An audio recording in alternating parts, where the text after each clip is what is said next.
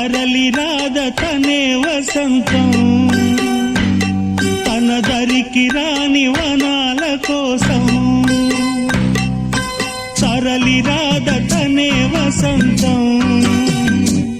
తన దరికి రాని వనాల కోసం గగనాల దాకా అలసాగకుంటే మేఘాల రాగం ఇలా చేరుకోదా తరలి రాద తనే వసంతం తన దరికి రాని వనాల కోసం